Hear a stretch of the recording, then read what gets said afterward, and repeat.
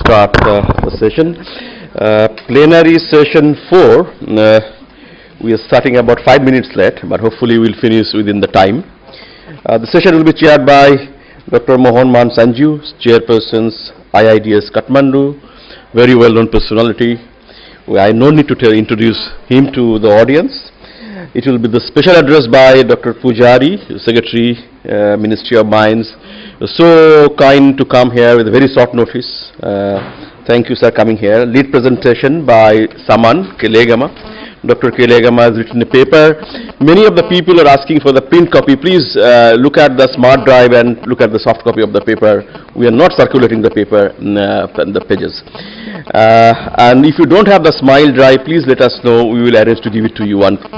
Then the panelists are the very eminent panelists. 4 panelists: Dr. Das, Senior Fellow Professors from RIS. Dr. Kathuria, he will be joining very soon. He's on the way, he called me.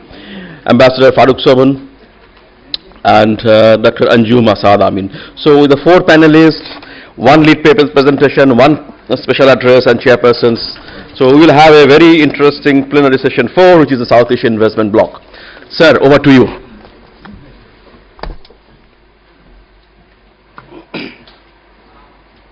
Thank you, Dr. Prabhuji. Good afternoon. I hope you had a nice lunch.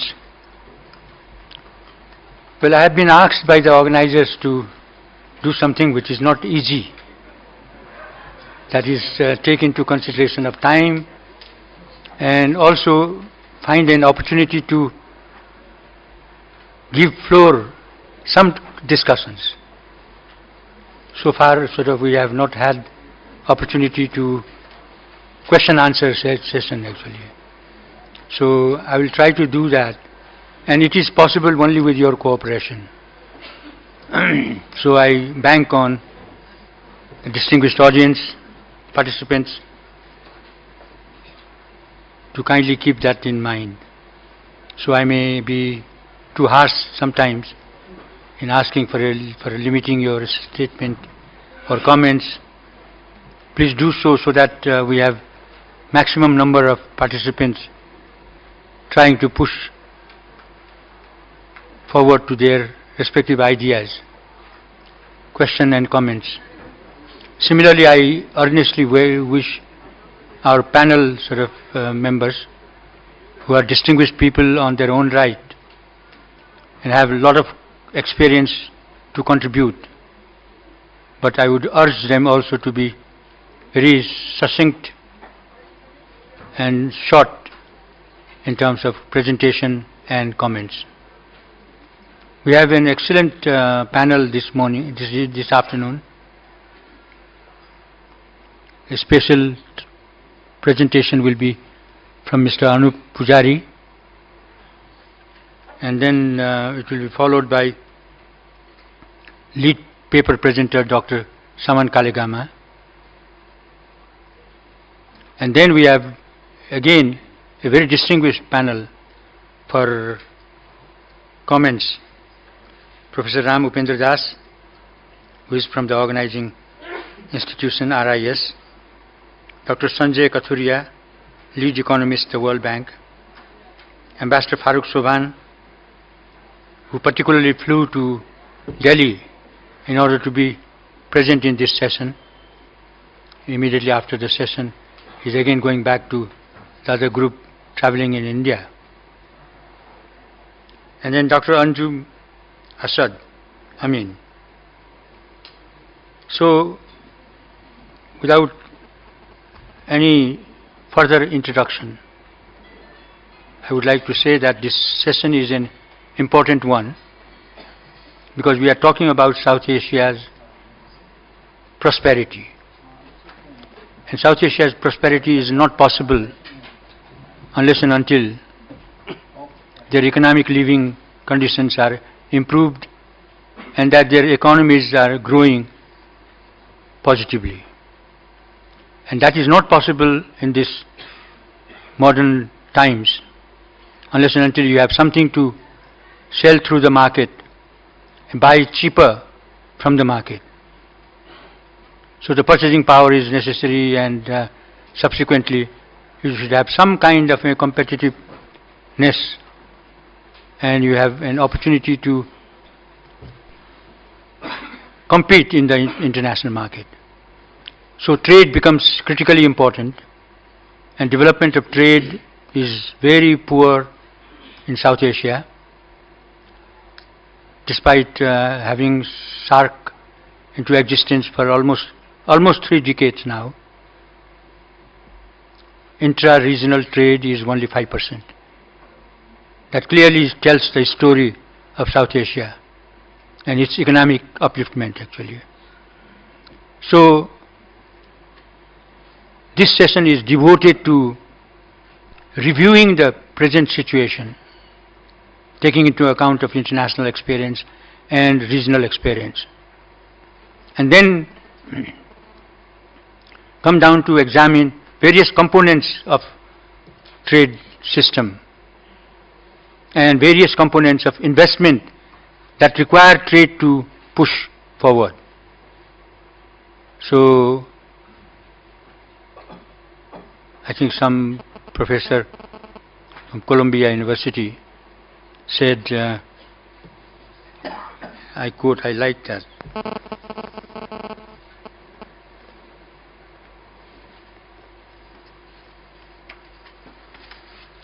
Investment may not be everything, but everything is nothing without investment.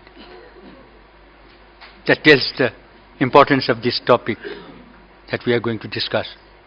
So without ado, may I now request Dr. Anup Pujari, Secretary, Ministry of Mines, Government of India, to take the floor, please. Speak from there.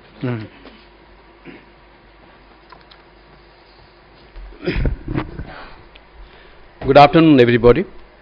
I suppose the organizers have done a fabulous work. They chose all the people with their names either S or A to be in the panel, excepting Mr. Ram Upendra Das. So they will talk about South Asia.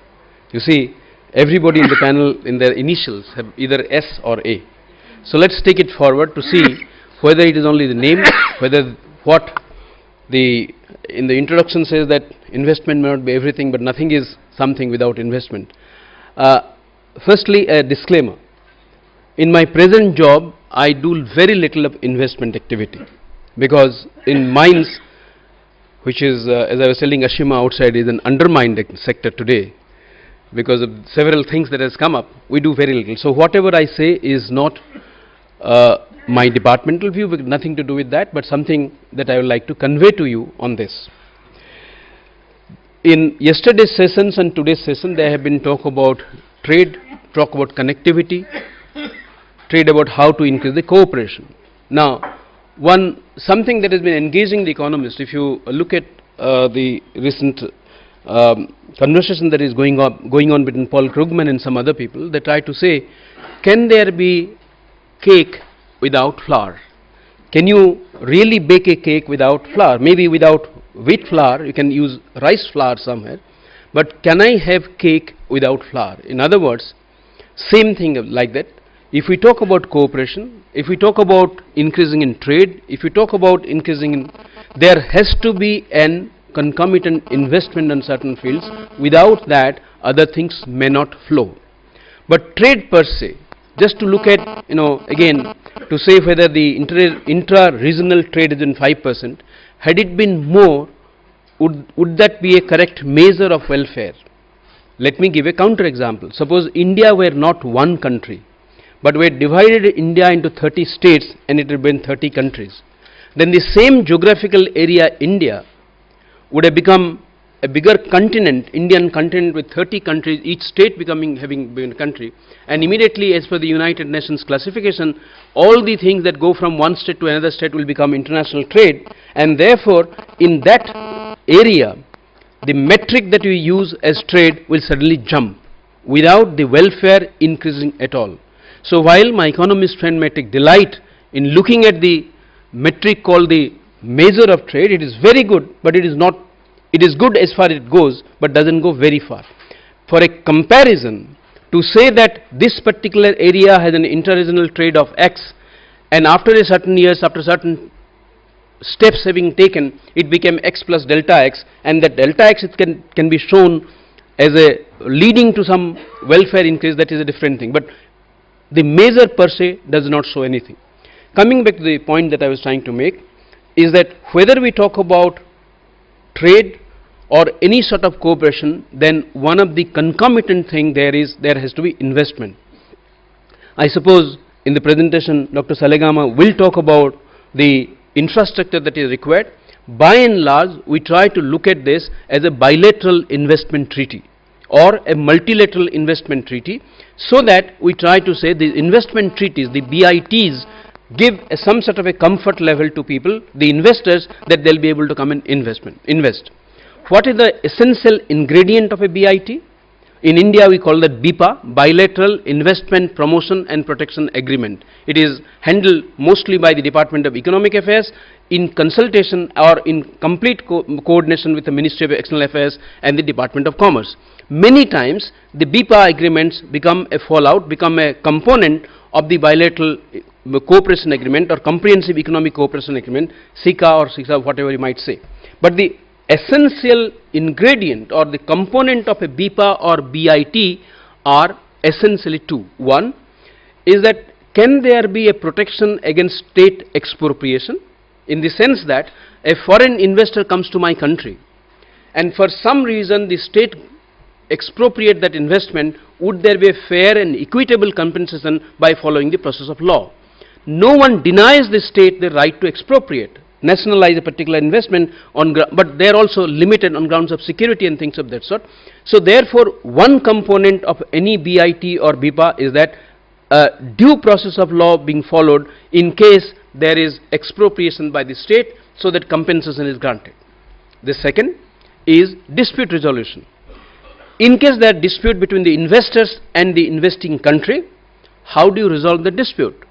Are there some conciliation mechanism? Would they be taken up, all cases should be taken up by the uncentral mechanism or the alternate mechanism, or you go for arbitration in London? This type of certain procedures are prescribed in any BIT or BIPA. I am mentioning only two because it is not necessary to go through the whole, all the indices of that thing or what else things are, but these are the two things. In South Asia, we have not been able to get an investment agreement going, either a bilateral or a multilateral. With India and Nepal, we had a cooperation agreement on which there is a chapter on investment. With Pakistan, we could not really make much progress. With Bangladesh, there was some progress and it came up.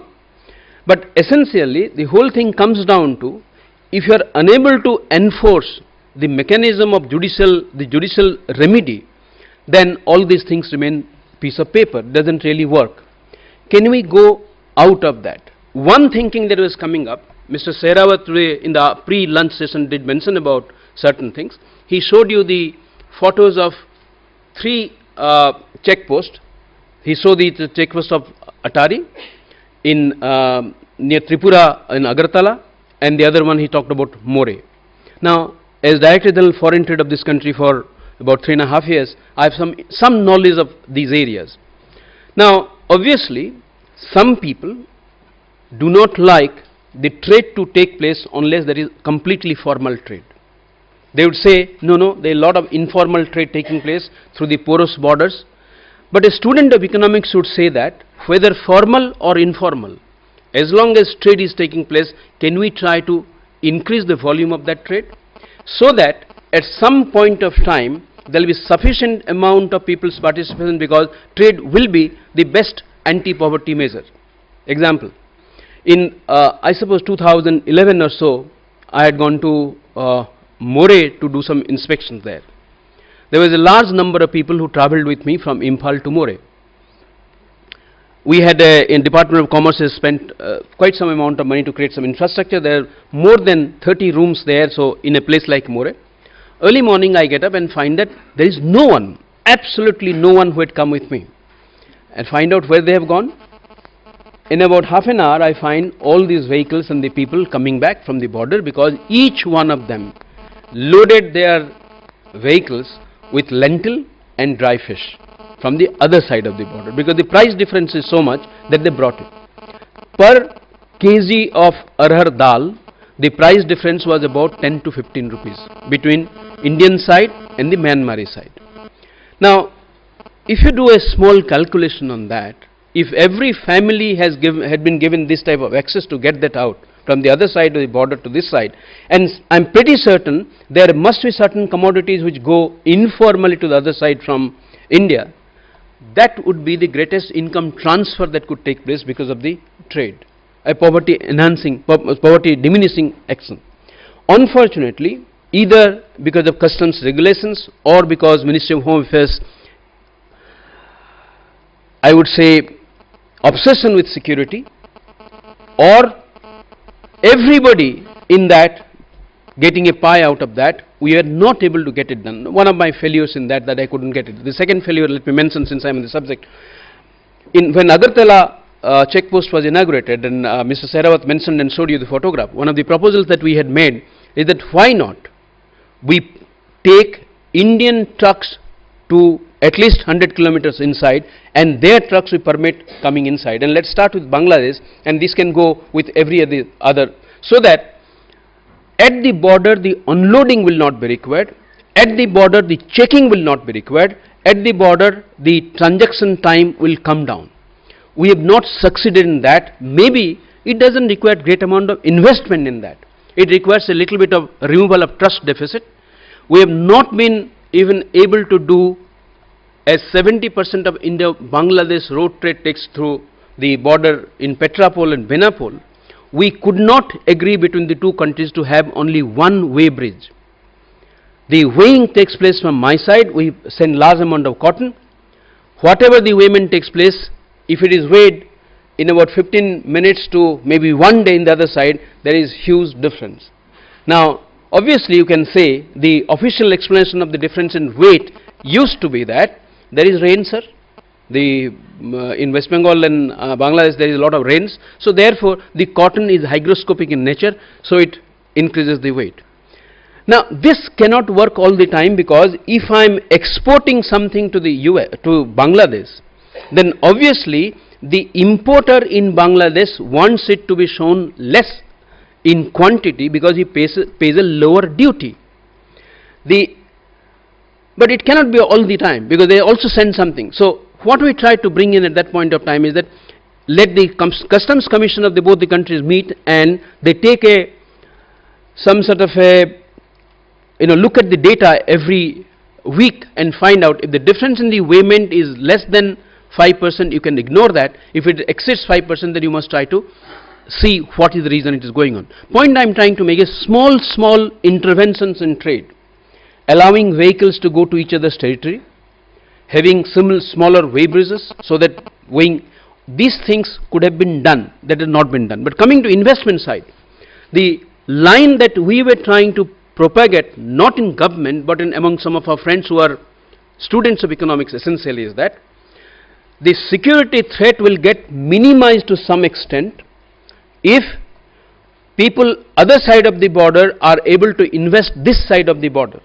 Then what will happen? There will be what is an economist will say an incentive compatible action, because I have an incentive to make sure that the border of the other side is relatively peaceful because I have an investment there.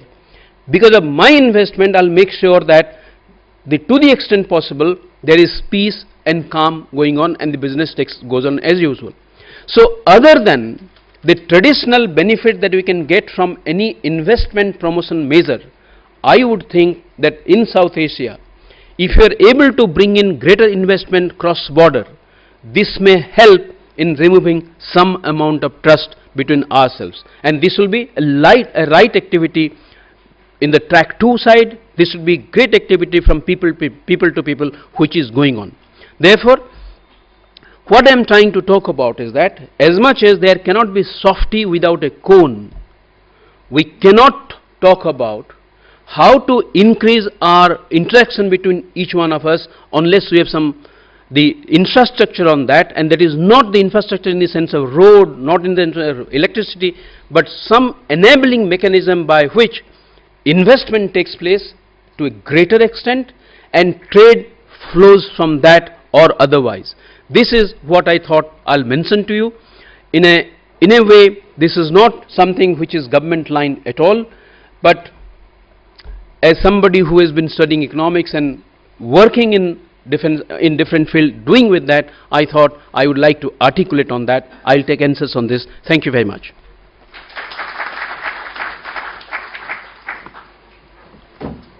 Thank you, Dr. Pujari. Now, may I call upon Dr. Saman Kelegama, who is the Executive Director, Institute of Policy Studies in Sri Lanka, to make a lead paper presentation.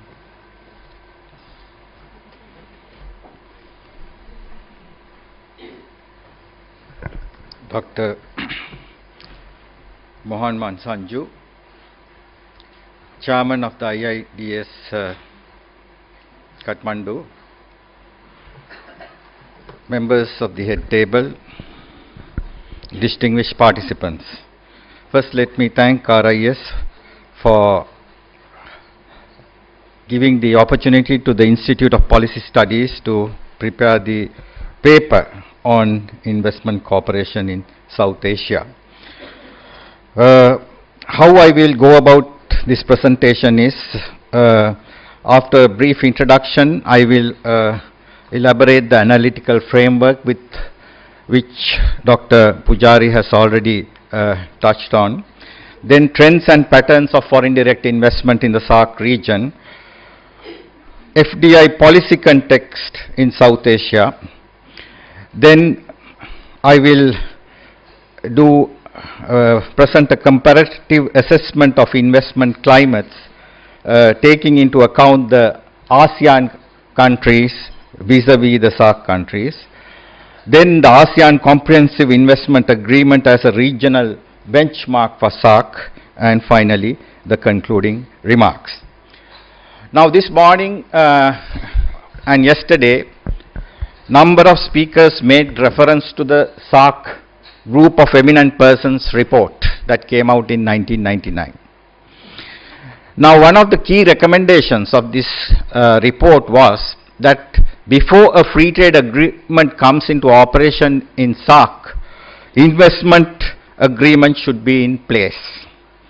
Now, the basic logic was that if an investment agreement was in place, it would have facilitated more trade, and trade in turn would have triggered further investment flows among the countries, and a virtuous cycle will start developing, trade leading to investment, investment leading to trade, and so on. But now SAFTA has come into operation. It replaced SAPTA in 2006, and SATIS, South Asia Agreement on Trade in Services, came into operation in 2010. So both these agreements have come before an investment agreement in the region. So there is a strong case, in fact, for this investment agreement to come into place, because most South Asian countries have still not been able to attract much investment, and even intra-regional investment remains at a low level. Now, what is an international investment agreement? An international investment agreement is basically an agreement that gives more security, minimize risk, and govern investment flows by a rule-based system. Investment agreements have been spreading these days, because now global FDI flows have increased. In fact, the UNCTAD 2013 report on World Investment Report says, for the first time, developing countries attracted more than 50% of foreign direct investment. Among the many provisions, these agreements, they have the agreements on addressing issues such as expropriation, fair and equal treatment and liberalization of foreign investors' entry and ownership requirements. They obligate a host country to abide by international rules on investment and dispute settlement mechanisms that are backed by third-party arbitration. Now, Dr. Pujari referred to this. Countries can undertake unilateral liberalization. However, the lock-in effect of making investment and services liberalization commitment a part of the international investment agreements add credibility to these commitments. So if a particular country has liberalized tariff to a certain extent, or for that matter has liberalized services to a certain extent, that could be locked in, and that too gives a positive signal to investors. So bilateral investment agreements are by far the most popular, as Dr. Pujari mentioned, but in recent decades we have seen the growth of regional and inter-regional international investment agreements established under broader framework of economic integration arrangements, and these are now in operation in NAFTA, EU, ASEAN, etc. And the rationale for these investment agreements is that the market enlargement effect of economic integration agreements allow for gains from specialization, differences in resource endowments, and from economies of scale in manufacturing and technology. So removal of barriers is a major step in this direction. However, the removal of barriers to other type of international transactions such as investment expands the extent and range of such benefits. Now, economic integration agreements dealing with trade would also see an increase in investment flows into and within the economic integration agreement area, driven by two factors. The first is that the enlargement effect. This facilitate market seeking production activities to move in, and second, to facilitate change in the location of production within economic integration agreement among member countries. Now, the change in location of production may be due to high cost of production or political uncertainty in a particular country. The investment may want to move in, and if there is economic integration agreement, this becomes a incentive for such movement. Then trade liberalization reduces the need for maintaining horizontal operations of multinational enterprises and allows them to focus on assigning multinational enterprise affiliates to specialize in specific product lines in regional market. There was reference this morning by Professor Dubey to horizontal and vertical integration, global value chains, etc. So all that are very much facilitated by regional investment agreements. Relocation of production is essentially driven by comparative advantage. However, it is closely linked to adaptation of investment rules that relax market entry restrictions and provide for legal protection. After the implementation of the European Union single market, European Union share of global foreign direct investment rose from 30% to 50%. Similarly, the creation of NAFTA saw Mexico's foreign direct investment increase from $12 billion to $54 billion per year. To ensure the combined efficiency effect of scale and comparative advantage, lowering tariff alone is not sufficient. Very little could be gained if countries within an economic integration agreement area maintain substantial investment barriers among themselves. So, the existence of these agreements is by far not the only determinant of foreign direct investment. Other factors such as economic attractiveness of the host country, its market size, labor endowments, natural resources, etc. play a major role.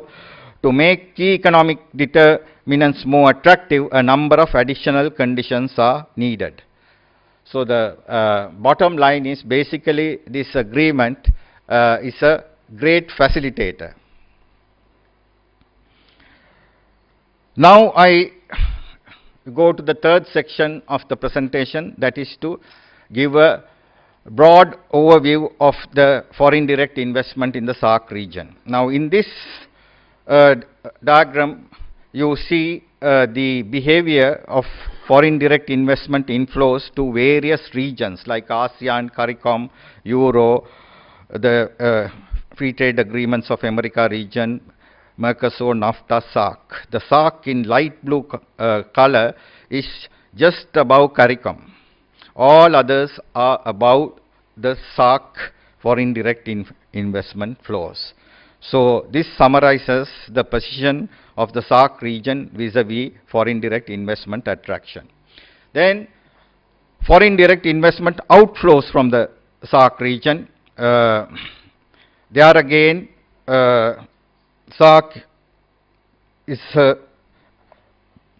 ahead of CARICOM, but behind other regions like ASEAN, Euro, and the American region, as you can see from these figures. Trends and patterns of foreign direct investment, composition of inward and composition of outward. If we look country-wise, India obviously dominates, followed by Bangladesh, Pakistan, and Sri Lanka.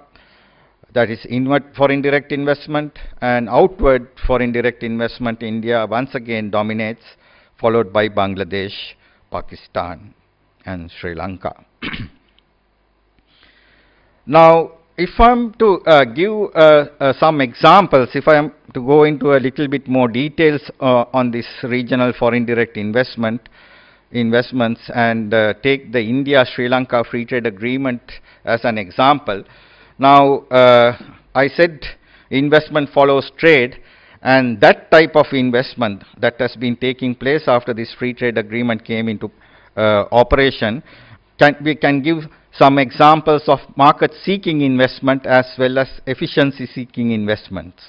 Now, companies like Ceylon Biscuit, Lion Brewery, John Keel's, etc., moving into India were largely market-seeking, wanting a larger market, and also Indian big corporates like Indian Oil Corporation, Tata's, then Aditya Birla Group, Ambuja's, Bharat Airtel, Apollo Hospitals, Jet Airways, Ashok Leyland, Hero Motor Corporation, etc. They have come in a big way to Sri Lanka seeking the market.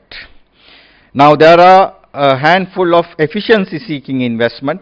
Two large fabric manufacturing companies of Sri Lanka have moved into India to reap the economies of scale and reduce the cost of production, basically supplying fabrics both to the Indian market as well as to the Sri Lankan market for the ready-made garment industry.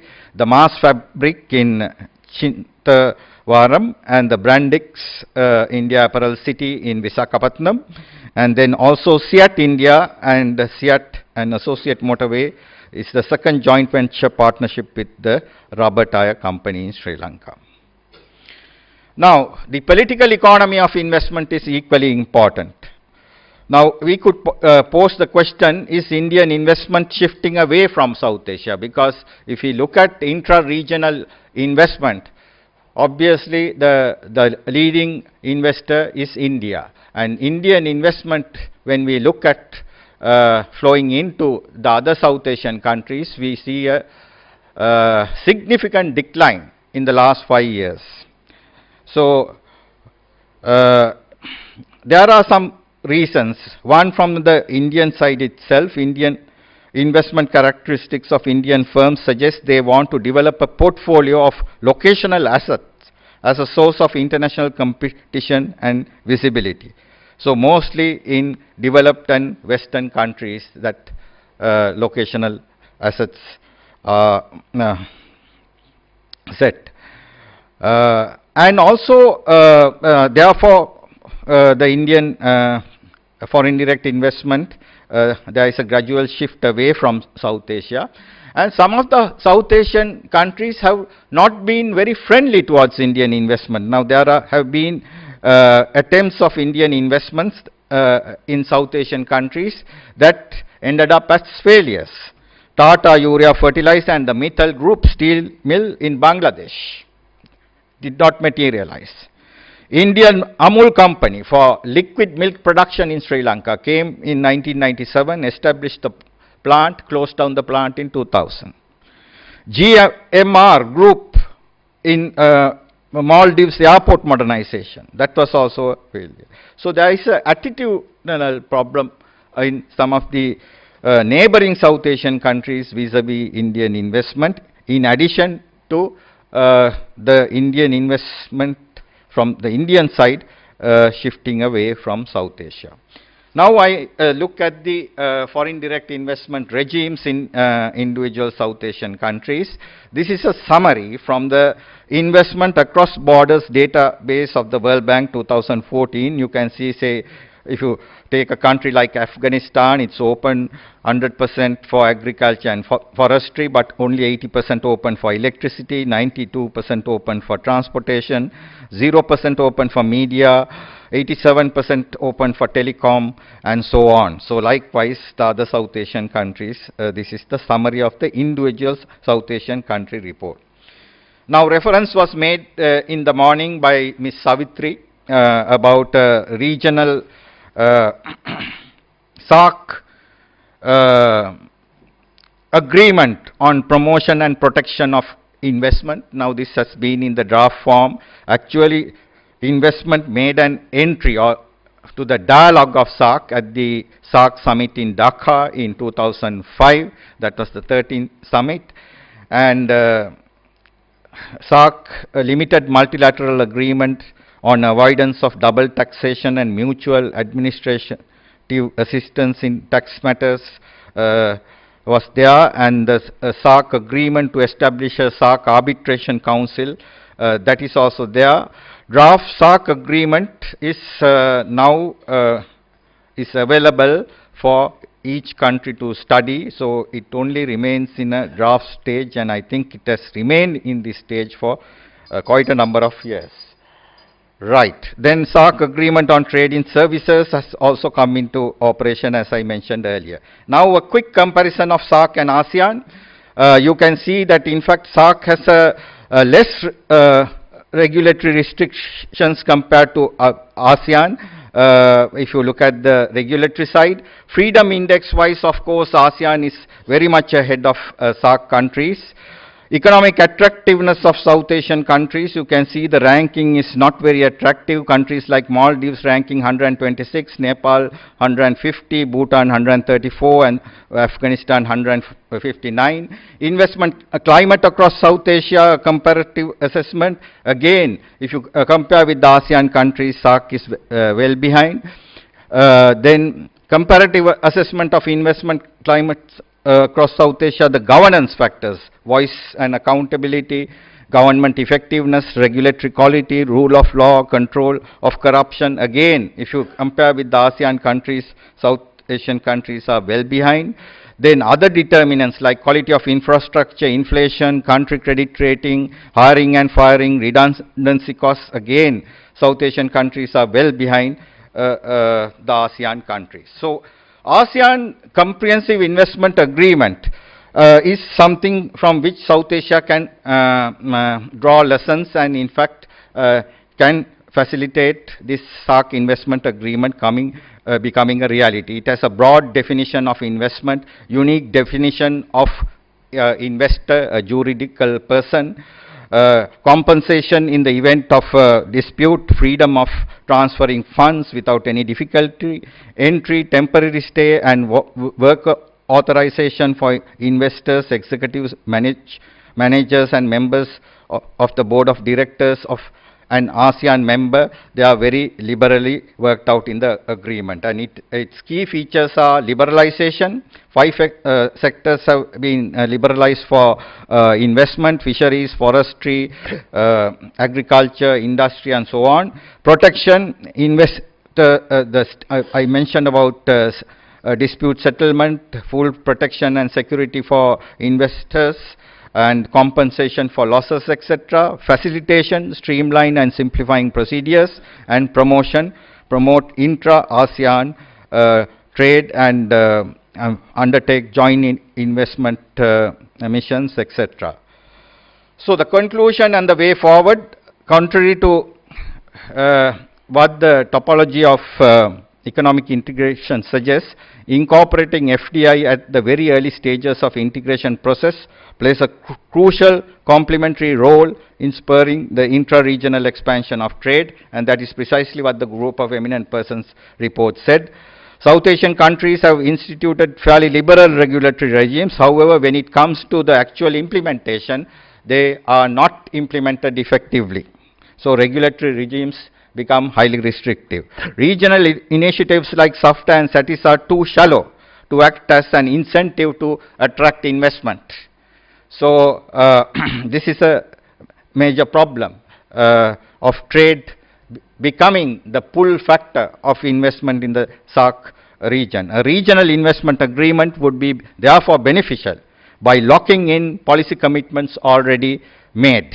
That is the policy commitment made in SAFTA or unilateral liberalizations undertaken by countries, whether it's in goods or services sector. International investment agreements only form a subcomponent of an overall host country investment environment. Getting the investment climate right is far more important. Individual SAARC countries need to unilaterally undertake broad-based investment climate reforms to take full advantage of the SAARC investment areas, because the individual country incentive regime is far more important. In designing an effective investment framework for SAARC, the region should draw lessons from the ASEAN region, because ASEAN has made tremendous headway, so much so in 2015 ASEAN is embarking on the ASEAN Economic Community. Thank you.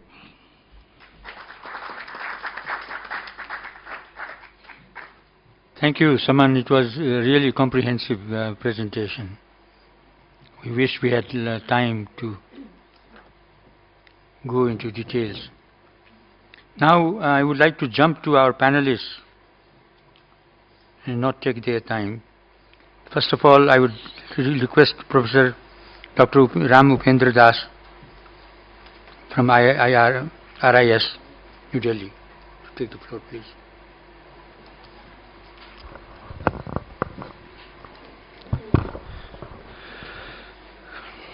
Thank you, Chair.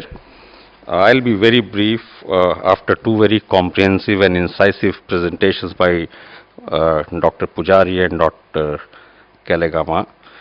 Incidentally, for Dr. Pujari, there are two names. The Chair's name starts with M and Ambassador Farooq Chawan's name starts with F. No, I said initials. In their name they contain. Careful about it. Yeah, no, but then Ambassador is not the initial. I think his name starts with Farooq. And then my name starts with D. So, yeah, D is for development. And let me mention that there are some conceptual flaws in some of the arguments, and that is actually making us all confused what exactly we want, and unless we know what exactly we want, we won't be able to solve it. The problem is a chicken and egg problem.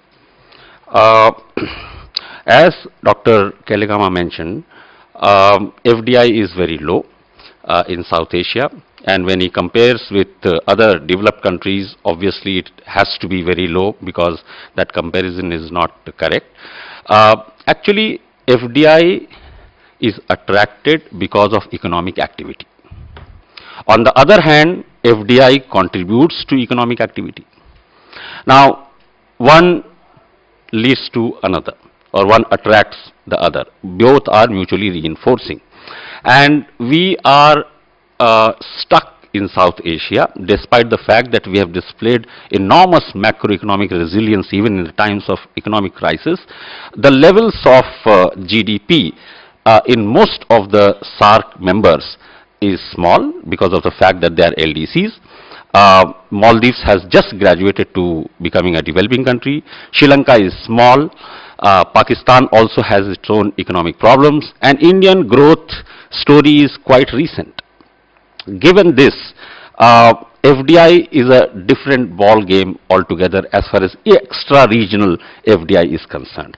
Of all the SAARC countries, maximum FDI has come to India for very obvious reasons, which only explains the causality between economic activity and FDI. Now, if this is the problem, how do we crack this problem? The problem can be cracked, and Dr. Pujari actually hinted at that, and that is you create economic activity in these economies. How do you create? Because FDI and trade, though they are interlinked, they are very different. FDI requires protection, dispute settlement mechanisms and many other things which trade does not require to that extent. For instance, one trade consignment, either exports or imports, gets into some trouble. The exporter or importer, next time, can just withhold any, trade linkage with the counterpart.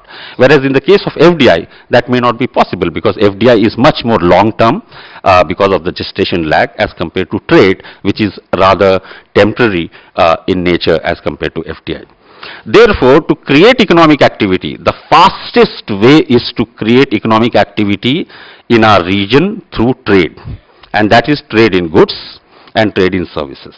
Now, it is to our dismay, utter dismay, that despite the fact that SAFTA is functioning, trade in services agreement has been signed, requests and offers have been under negotiation, both, you find that are not actually yielding you the results that you want. India has done what it could do in the realm of trade in goods as far as addressing the sensitive lists and non-tariff barriers, especially vis-a-vis LDCs. It is for the other countries to come forth. As far as trade in services negotiations, to the best of my knowledge, whatever work I have done for SAARC Secretariat, negotiations can be completed provided all the countries actually finalize the commitments.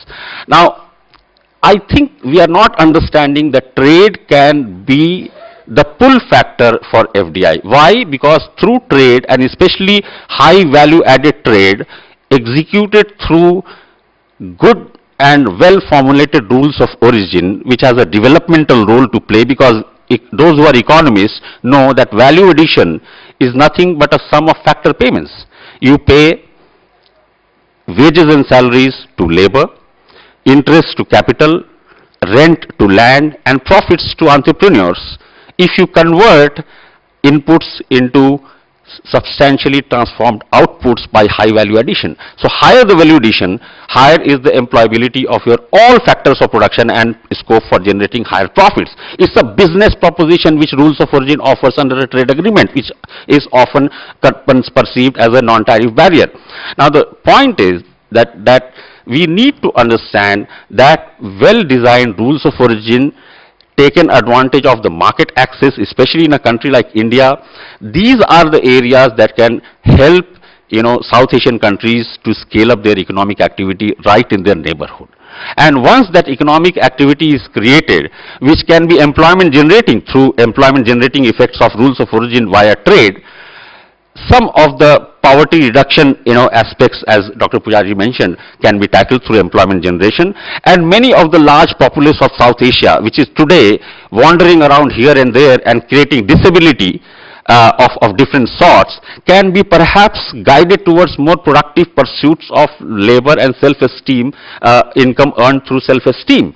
And if this is understood, that is going to contribute towards a peaceful and stable South Asia. And unless that happens, FDI will not flow into South Asia.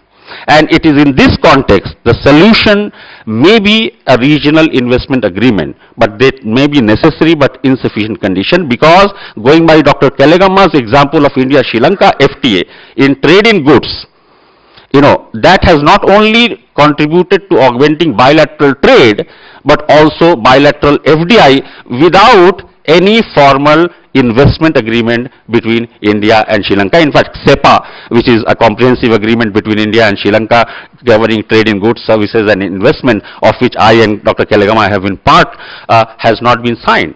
So, what is the lesson? The lesson is that even trade in goods agreement properly implemented has the capacity to scale up your economic activity, which in turn attracts FDI. And India and Sri Lanka is a classic case in that respect. If we just regionalize India-Sri Lanka bilateral case in the South Asian context, and we are ready with an investment protection and promotion agreement which is there on table, and we create economic interdependence through trade in goods and trade in services, and trade in services concluding, the negotiations, I think we would have done a world of good for the region in terms of making it an FDI viable South Asian region. Thank you for your attention.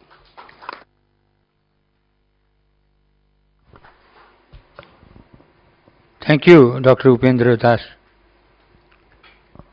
for his substantive contribution. Now I have Dr. Sanjay Kachuria, Lead Economist, the World Bank, New Delhi. Take the floor, please.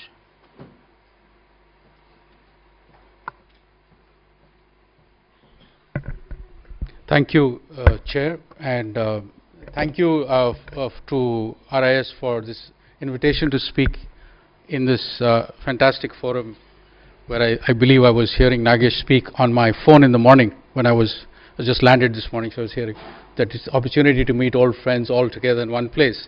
So I'm speaking in my own capacity, nothing to do with World Bank.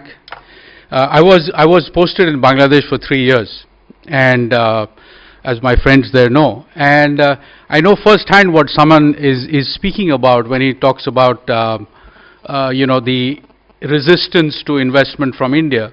But I believe it's actually South Asia wide. It's not. I mean, I think there's a large small country issue. There are obviously history and politics also behind it. So it's obviously there's the asymmetry India vis-a-vis others, but I think it's also beyond that, goes into politics as well.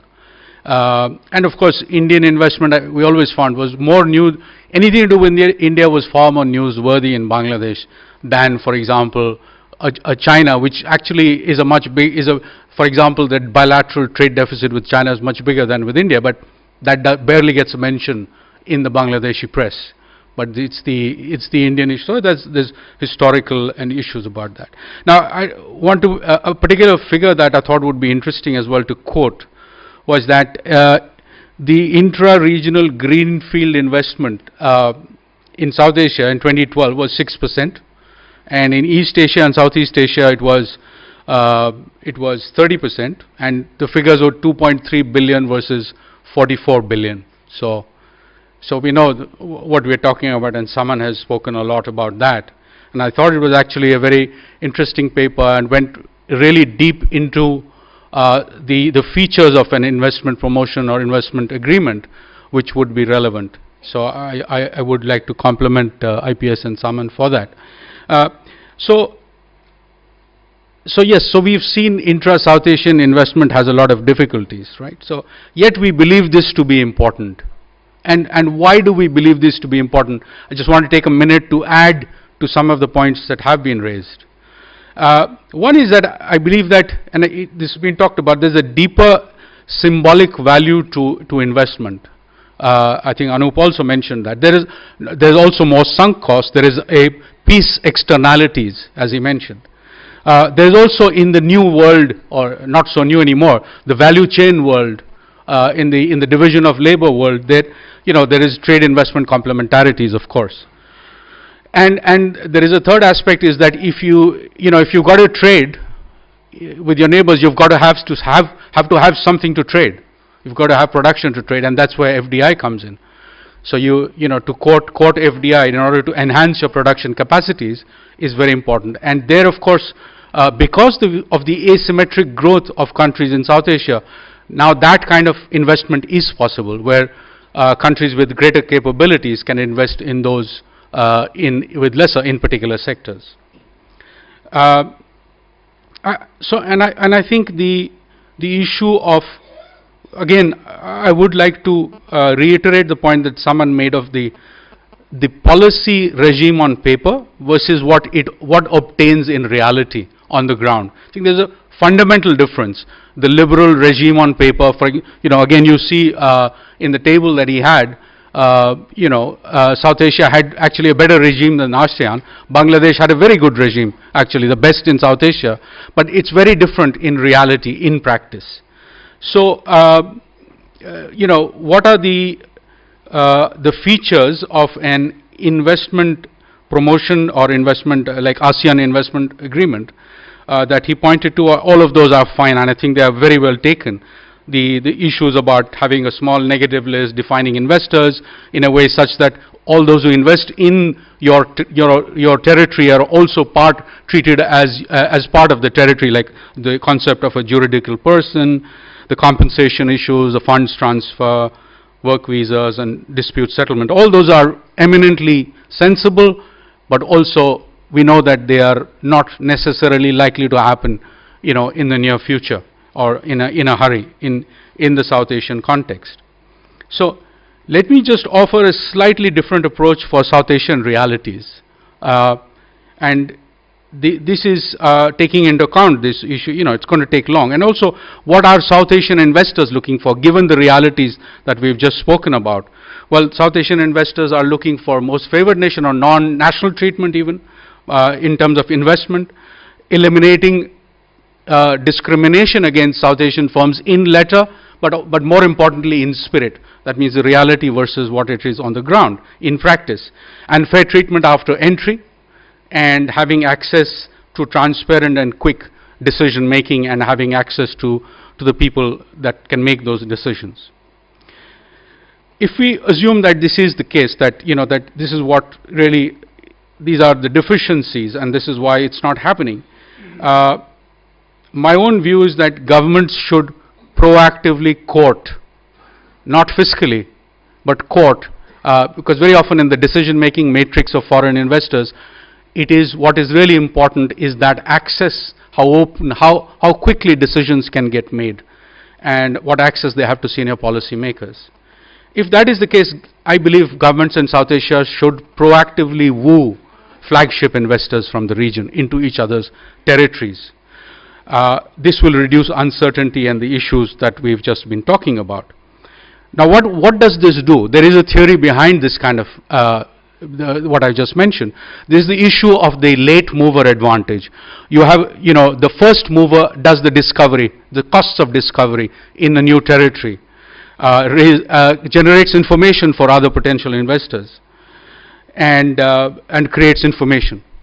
And this leads to, perhaps gradually leads to other, maybe some larger investors coming in, and hopefully at a later stage, smaller investors who do not certainly have the capacity to bear those costs of initial discovery. So this is my belief that this concept of crowding in, the demonstration effect, the late mover, and doing this in a concerted way in South Asia, given the realities on the ground, I think this is likely to make a stronger difference. Not saying that we should go ahead with all of the other stuff, the promotion, the investment protection and the investment agreement. All that is very important in terms of a framework. But while that is happening, the actual realities on the ground, and getting big firms to come across the border and making a statement about investment in each other's territories, others will follow. This is my belief. This is a theory. There's a big lot of literature in FDI on this particular aspect. So the implications of this is, I think you can start big, or you can start, I believe, given the reality again, you start with one sector perhaps. Take one sector where you liberalize and you really open up and say, okay, come in this area. Or you can choose, you can go the investor approach. Okay, I'm targeting investor A, B, C to come into my country, and others will follow. And I think this audience in particular, a lot of academics in particular, but all the others as well, ex-policy makers. But I think using the bully pulpit, the freedom of expression that academics have, I believe that they should use it in a way of greater advocacy, with advocating the advantages of FDI, and sort of showing that this can really generate externalities well beyond just the investment that they bring forth. Thank you. Thank you, Dr. Katuria. Now I request Ambassador Farooq Sobhan, who is the President of Bangladesh Enterprise Institute, Dhaka, to take the floor, please. Thank you, Chair. I too would like to join others in thanking RIS and the other co-sponsors of the 7th South Asian Economic Summit in organizing this event and inviting me to share some thoughts with you on this important subject. I'd like to begin by flagging something which certainly seems to have created a fair amount of enthusiasm, with a difference. If we look back over the last 15 South Asian or SAARC summits, I think for the last 8 summits now, we've been talking about a South Asian Economic Union. Our Prime Ministers and heads of government seem to be in agreement. And clearly, when we speak about an economic union, we are not simply talking about trade or investment, but we are looking much beyond that. We are looking at the integration of our infrastructure. I think it's fair to say that the election of the new government in India under Mr. Modi has generated a fair amount of interest that perhaps now we will see a difference. We have the SAARC summit taking place in Nepal a few weeks later, and perhaps this could be the summit where we will get the necessary push to move forward in terms of the realization of some of the essential elements in achieving a South Asian economic union. But looking back over the years, and as someone who has taken a deep interest in the subject of investment cooperation, I was once upon a time chairman of the Board of Investment in Bangladesh and traveled the region in the hope of attracting investment. One key element, of course, is the issue of infrastructure and connectivity. I know this has been covered. Yesterday, I in fact arrived a few hours ago from Bombay, and I had the privilege, along with, I was in a delegation, and we had 2 hours with the governor of the Reserve Bank and also 2 hours with Mr. Cyrus Mistry and the board of Tata Sons. I think what came through very clearly and both the discussions focused entirely on investment, foreign direct investment. The governor was very clear that investment flows, as far as India is concerned and the region as a whole, the critical element is infrastructure. And that is true of the region. And a similar point was also made by Mr. Cyrus Mistry. What was very striking in terms of what is happening in the case of the Tata Group is that 70% of their business and investments now are overseas. And indeed, their plans are to further expand their overseas investments. So what do we need now that India has become a major source of FDI?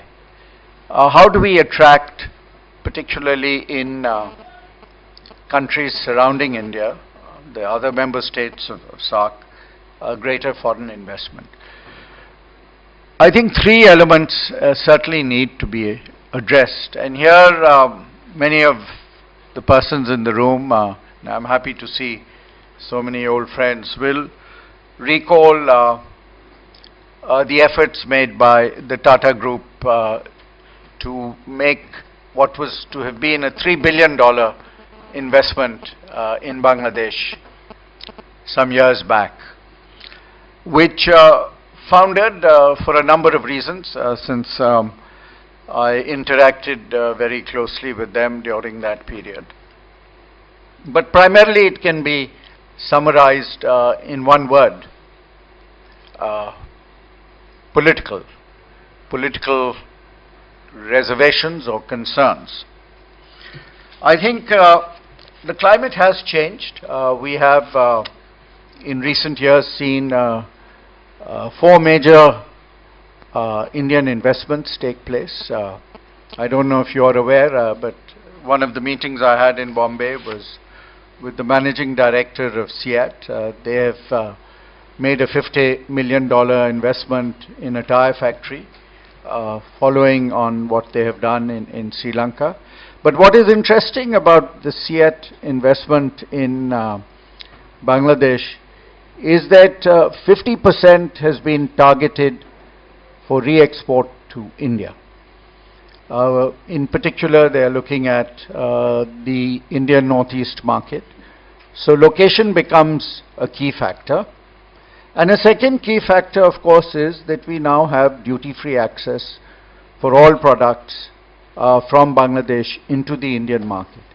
To me, this is something I have been striving for literally for 25 years, going back to the time I was High Commissioner in Delhi. We have some issues to resolve. We have some issues regarding, again, infrastructure, connectivity, and perhaps some issues regarding standards and certification. But I see this as a huge opportunity. I think the problem now is in terms of the government's, if you like, response mechanism.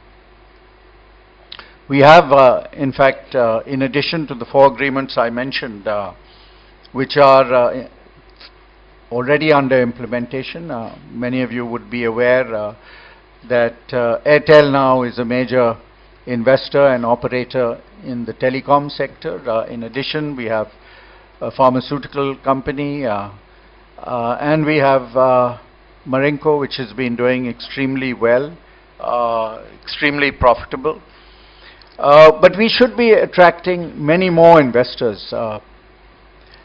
We have signed 4 power agreements with India, and I think the fact that we now have a framework agreement which provides for greater cooperation between SAARC, Nepal, Bangladesh and India also offers us enormous opportunities.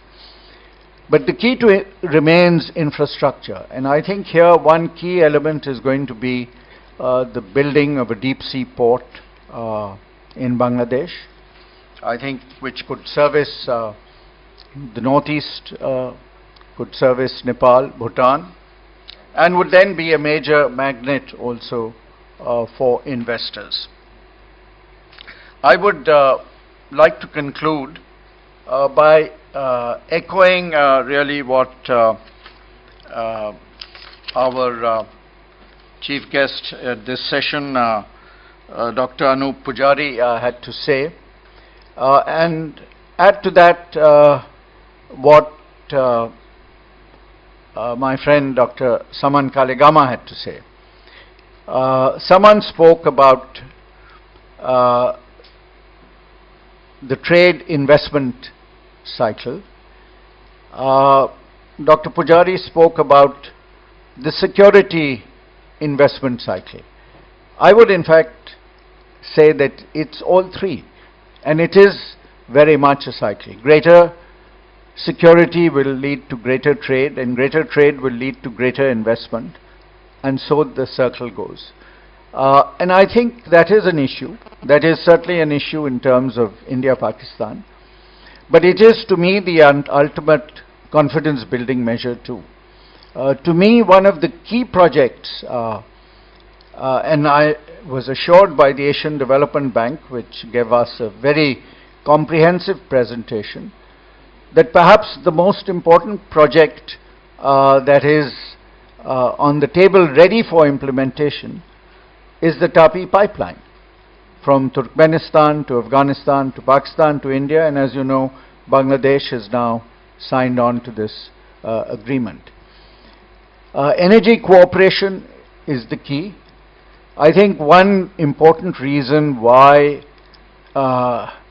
Nepal has literally become transformed, and I hope Dr. Sainju will bear me out in terms of its outlook on India, came out of the visit of Prime Minister Modi to Kathmandu recently. And what he focused on, and that was the key, that the three major hydroelectric projects that have been stalled now for 25 to 30 years, not only is he fast-tracking them, but India is doing everything possible to try and create, if you like, the sense of confidence that is going to be so important in the realization of these projects.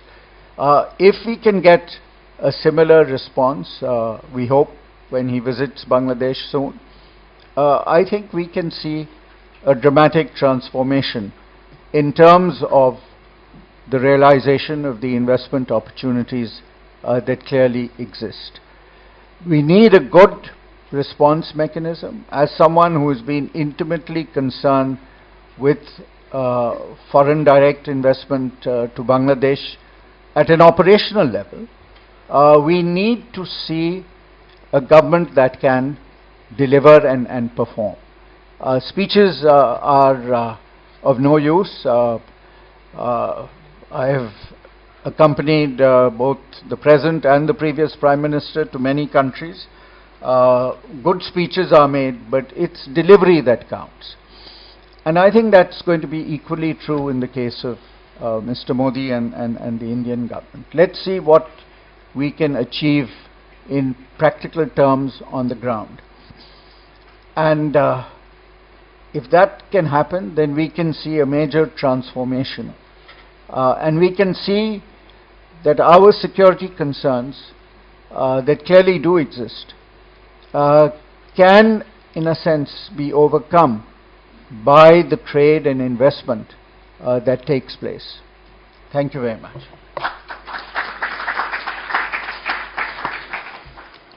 Thank you, Ambassador Shobhan.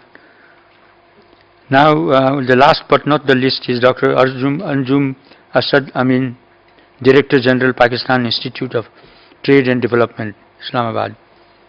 Please, the floor is yours.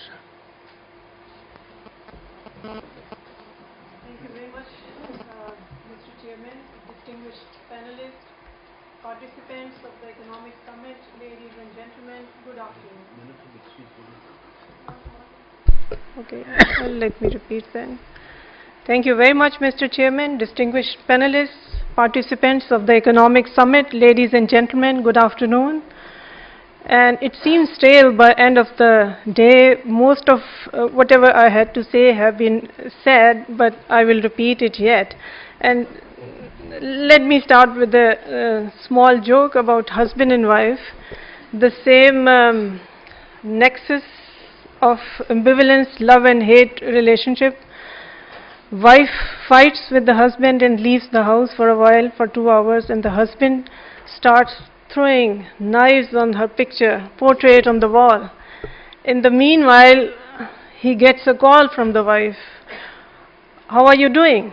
And husband, every time he throws a knife, he misses it. He can't get on the target. So she said, what are you doing? How are you going? He said, I'm missing you. So we are missing integration in SAARC. That's how we are missing integration in the SAARC. That's my take on it. So ladies and gentlemen, in next 10 minutes, I will take you along through my deliberations on the importance of trade and investment nexus, on PTA regime, on investment regime, and the gravity of natural disasters in the region, along with a few lessons and policy recommendations. Let me, ladies and gentlemen, reiterate at the cost of repetition that trade and investment are significant factors to determine economic growth of a country. Investment is important in complementing trade-led development, and that trade and investment nexus has special relevance for the countries which have limited production capacity. FDI brings in much needed capital management skills and technology to build productive capacity of a country. It helps establish regional and global value chains in goods and services. And knowing that 60% of global trade is in intermediary goods, that includes services, it underscores the importance of international production and consumption patterns. However, as noted by my worthy senior colleague, Madam Raunak Jahan, trade is not to be seen in isolation. It has to be seen in the overall socio-economic, political perspective. And I would like to refer to one of the panelists, respected Ram Undra Das, regarding grant of MNF status to India. My take on the issue is that Pakistan is looking forward to beginning the process of normalization of trade with India. However, this is looked at in the form of composite political dialogue. We do look forward to beginning of the process, but we look trade into overall perspective of socio-economic and political scenario. Ladies and gentlemen, in the past 10 years, there has been an exponential growth in bilateral and regional preferential trade regime in post-Doha stalemate at WTO. During the past decade, over 100 preferential trade agreements were inked. Another 150 are under negotiation in Asia only, accounting for nearly half of all preferential trade agreements. Pakistan has signed preferential trade agreements with China, Malaysia, Indonesia, Sri Lanka, Mauritius, Iran, South Asia, SAFTA, and Economic Cooperation Organization Agreement, ECOTA. In the same vein, FDI regimes liberalization has also undergone deep liberalization during the recent past. The main purpose of these agreements was to obtain better preferential access to promote trade in goods, services and investment through improved business environment between partner countries and the regions. The long-term goal was to achieve regional liberalization to facilitate the development of production networks, investment, transfer of knowledge and technology. The preferential trade regime agreements ultimately translate into mutually agreed product-wise concessionary measures against MFN tariff rates of the signatory countries. In this context, the formulation of itemized lists with extent of concessions to be offered and demanded becomes very crucial. And this comes from my previous experience of having served at the Ministry of Commerce, Pakistan as Joint Secretary Foreign Trade for Asia and Pacific, including China, Afghanistan, and the Pacific countries. The national tariff rates are used as bargaining tool to boost exports and attract investment. Trade is an intricate issue, ladies and gentlemen, and it depends on a host of factors, which include supply chain, regional trade dynamics, tariff regime, and economic growth.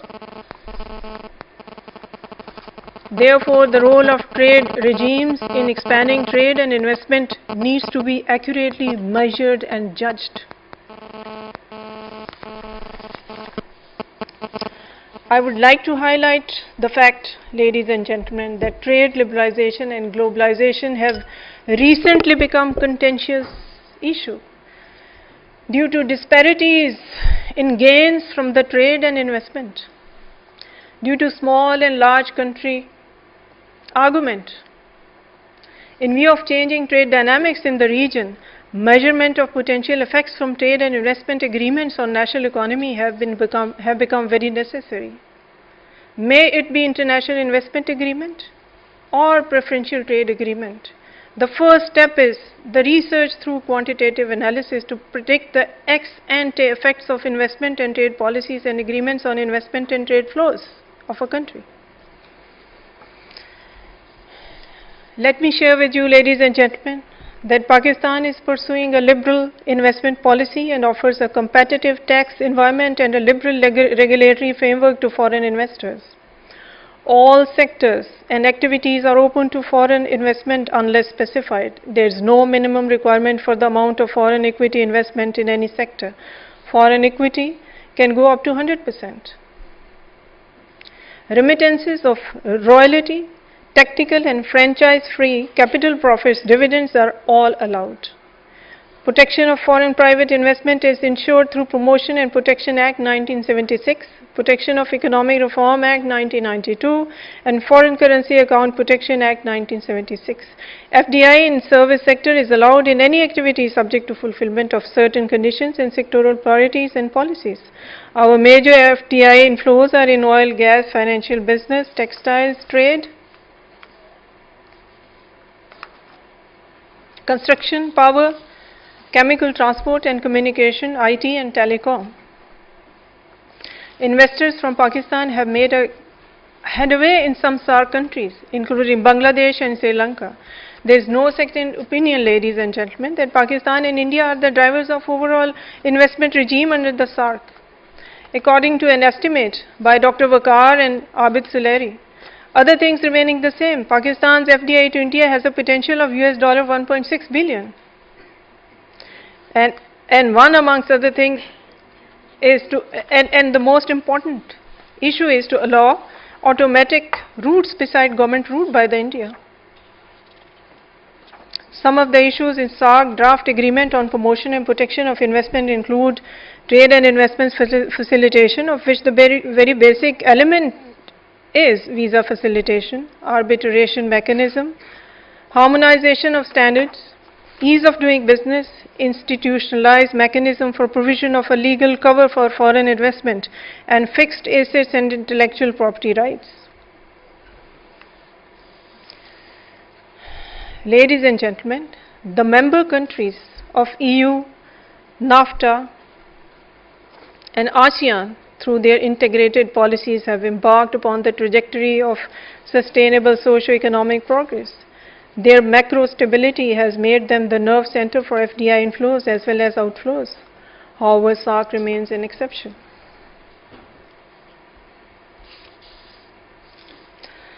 SAARC can learn lessons from ASEAN in using the instruments for investment integration, including ASEAN Investment Area, ASEAN Free Trade Area, and ASEAN Industrial Cooperation.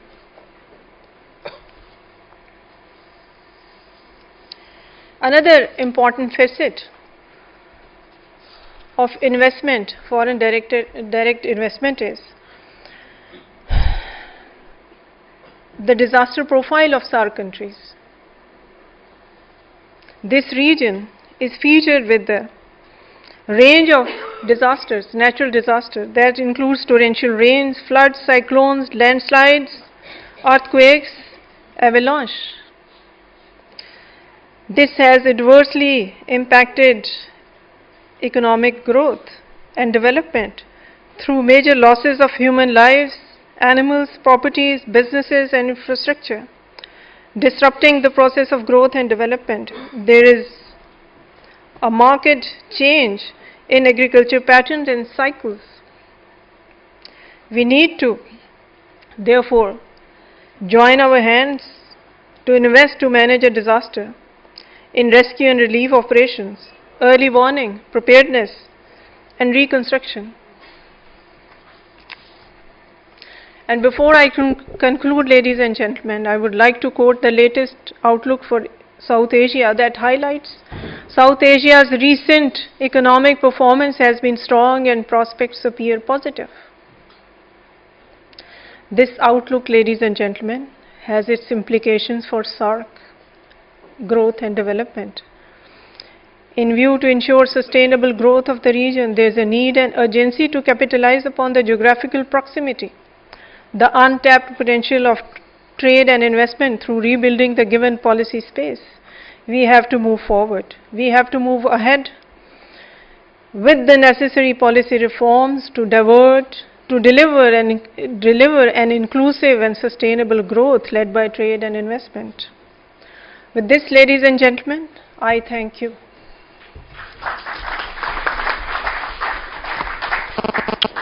Thank you, Dr. Amin, for bringing out the pleasure sort of news, that is that Pakistan and India, if they can join together and if mistrust is gone, I think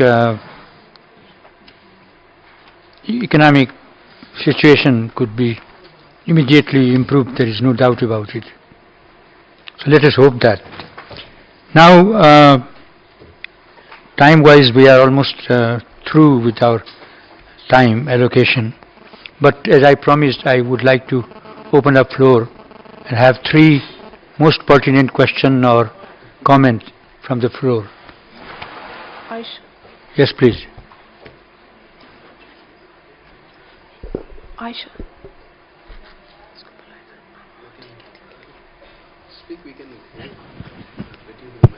If you be louder, I think.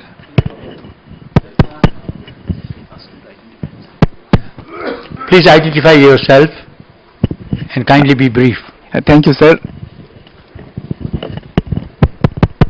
Thank you, sir. I am Khandokar Ghulam Muazzam from Center for Policy Dialogue. I would like to actually appreciate the presentation made by Dr. Saman, Kelegama and others. My point is regarding the issue of Indian investment and the logic, as it is said, that the market is not available in the region. That's why Indian investment is not targeted there. I think it is some way couldn't give the whole picture. If I just give you one example of, I think the market is always there, whether it is at a domestic level or within the region or in other countries, based on the preferential market arrangement, that the facilities that these countries are actually enjoying. So that is there. So market, I would say, should be contextualized in a different manner. My point is that while a Chinese investor can invest in the textile sector in Bangladesh, Indian investor is not ready to invest in textile sector in Bangladesh. It depends on some other logics that we have to actually understand. It is the comparative advantage and the disadvantage that the countries have to invest in a country. Indian foreign direct investment at this stage is targeting for the IT, high-tech manufacturing, resource extraction, where these regions have very limited comparative advantage. So that kinds of investment the region cannot actually look for. So in that context, what my suggestion is that while we are actually looking for a regional cooperation, it should better go for an open regionalism, not for a closed regionalism that usually we thought. And that is the concept of the ASEAN investment area, not to only targeted for the intra-regional, but also for the extra-regional one. And since India is the major outward investors and they have lack of appetite for investing in this region, so let's open it for outside investors to invest in this region. That is one point. And the next point is that other countries that also need to open it up of their capital account. Otherwise, that investment couldn't actually go to other destinations. So at a limited level, at least at a limited level, South Asian other countries has opened their capital account to make at least some investment within regional destinations. Thank you. Thank you.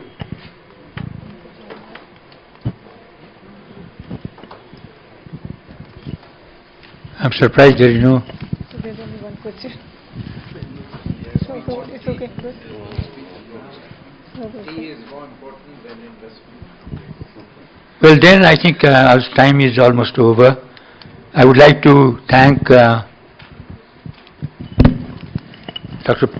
Pujari, Dr. Kelegama, Dr. Upendra Das, Dr. Sanjay Kathuria, Ambassador Farooq Subhan, and Dr. Anjuman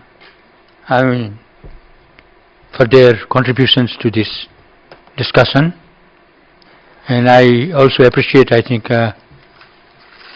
floor comment made by one of our friends, participants. I think the conclusion is somewhat to me is that there is a need for reassertion on the policy of foreign direct investment in general. We have passed through a period where foreign direct investment was no. This is foreign interference and foreign dominance. So we should not encourage FDI. Now with the liberalized policies adopted by most of the countries of South Asia also, FDI is being sought after, and there is an effort to invite FDI in the region actually. But FDI, because of the competitive world, is not easy to come by unless and until we are open to create business environment, open to create investment climate in our own region. So, on the one hand, the political determination has to be reassured again that FDI is an important instrument, and we should opt to review our policies relating to attracting foreign direct investment for the national interest of regional countries. But the most important point, secondly, is that our countries ourselves need to be committing themselves to realizing this goal. I mean, rhetorically and in the planning documents, we have raised these issues and sought clarifications and advocated for liberal economic policy and attraction for FDI. But in practice, every year, the reports are showing that South Asian countries are still not responsive to creating that climate. So, what we preach and what we do, there also seems to be gap, and we need to see that this gap is no more in existence. The third, I think, the point I think we come to realize after the deliberations is that we need to review the existing policies and come up with a proposal which takes into account of the present situation of South Asia. I particularly say that because of the scene that is changing in terms of Indo-Pak relations, hopefully, and in terms of improving climate in our respective countries for collaborative sort of efforts. I think the change in the Indian government and the way I think the present Prime Minister is showing solidarity with South Asian countries by inviting all the heads of government and heads of state for his inaugural oath-taking ceremony is a sound initiative before the SAARC conference summit that is taking place in Kathmandu. And we should try to capitalize this spirit of cooperation and solidarity and march in the right direction. India has to show that it is really responsible to these human values and to the regional collaboration efforts, because India is in a better position in all respects actually, whether it is FDI, whether it is export and import trade. All indications show that India is in a better position to liberalize its policies, open up to collaboration with the regional countries. So since this spirit seems to be strongly emerging out of the new government, I think the regional countries must take the opportunity of using the SAARC summit, which will be taking place within 3 weeks now, and utilize them for better. And I think that also means that there is an added responsibility to think tank institutions in South Asia, so that they do undertake studies, find out credible sort of evidence for collaboration and the result of collaborations, which will definitely enrich the evidence-based policy pronouncements by India and other countries in the region. With these remarks, again, I think I thank you for your cooperation and participation, and take this opportunity to close the session. Thank you.